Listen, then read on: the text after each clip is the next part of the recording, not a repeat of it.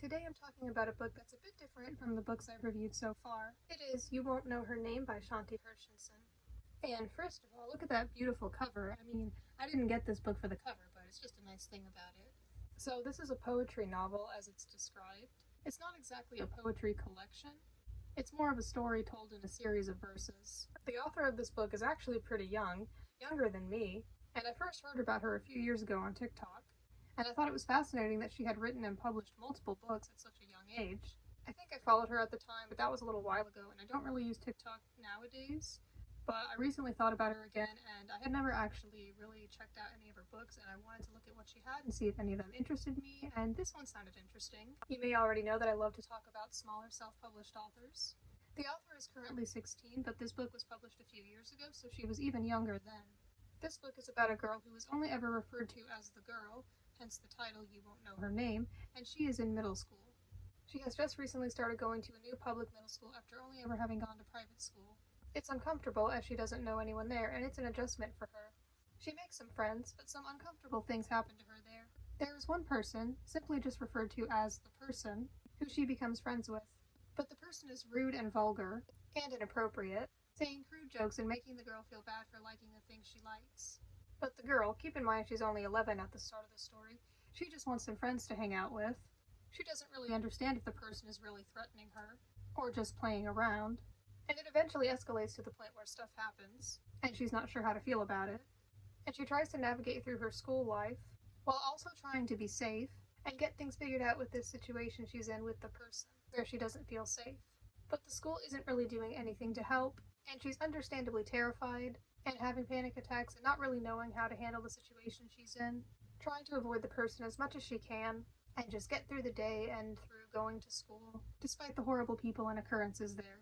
She feels lost and trapped and not really properly supported.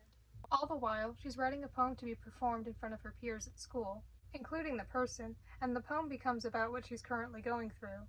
So she has to gather the courage to read this poem in front of everyone. And so, writing and performing that poem is very important, not just for her, but also for the sake of everyone else, and bringing awareness to the things that happen at the school.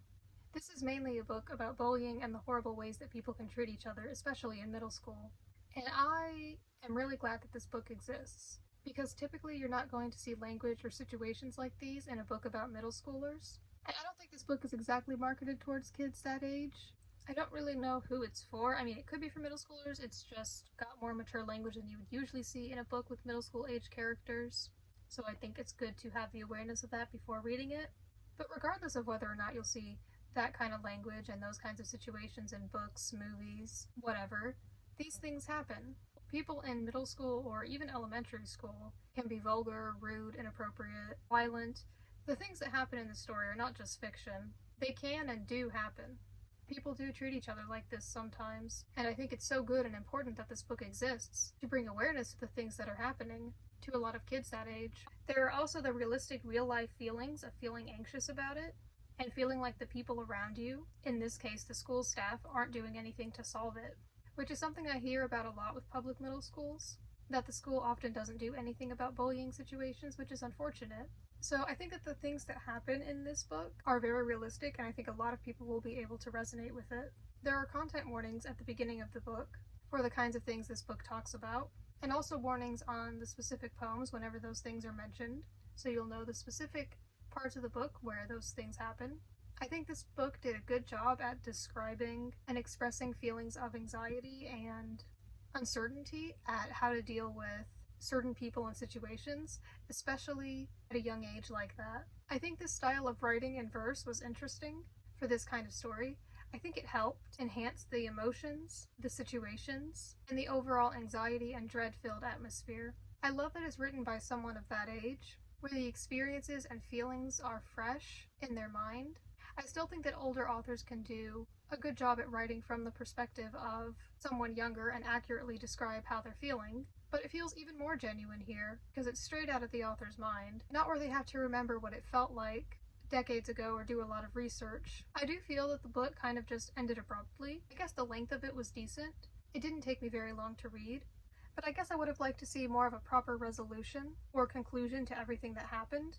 I would have liked to know what happened after the end because I know that for the characters, where it ended is not where it would have just ended for them. But I guess that's where the author decided to end it.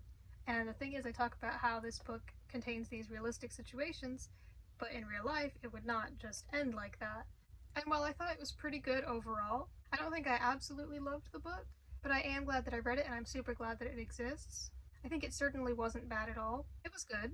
It was also just a different type of format than I'm used to reading, but it was a very interesting and immersive experience. This was the first book I've read by this author, and I know there's at least one more of her books out there currently that I'm interested in reading, but she seems pretty prolific. So maybe over the next few years she'll put out more books that I'm interested in checking out. So I'm excited to read more of her work, especially because she's still really young and has a lot of potential to improve.